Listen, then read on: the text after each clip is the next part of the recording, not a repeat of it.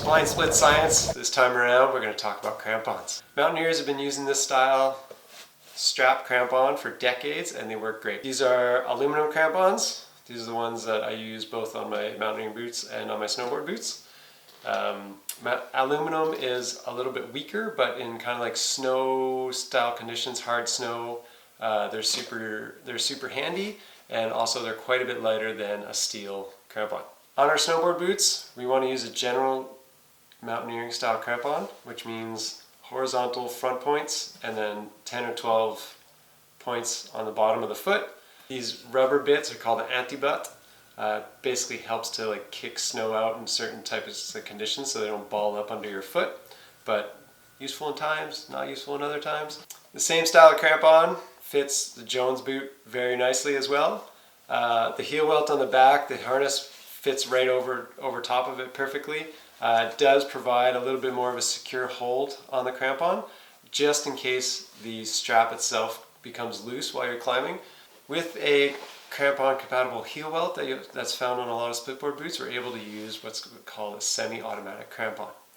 Basically this little lever on the back that will clamp the crampon onto the boot, but you still have to run a strap over to the front toe harness and tighten that off like all the other crampons. The crampon themselves, it's the exact same thing. The main advantage to using a semi-automatic crampon in my eyes is that it's a little bit faster to put onto your foot. A little bit less finicky with the straps, but it does go on a little bit faster. A lot of people will say that they are more secure on your foot. I don't find that to be the case myself. The thing that makes your crampons secure on your boots is that they've been fit to the boot properly and that they are snug and the straps are tight. Anytime the strap gets loose, that's typically when you have a problem, or you've put the crampon on and you got snow jammed in here or jammed into the toe and you just didn't notice and you strapped it all on, and then as soon as you start walking the snow works out and then the crampon gets loose and then your foot's going to pop out.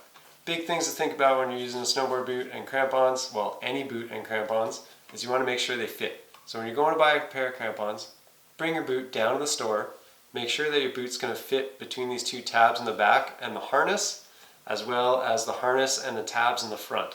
I've had crampons that do not fit snowboard boots at all. They fit mountaineering boots great, but they don't necessarily fit a snowboard boot. Happy cramponing.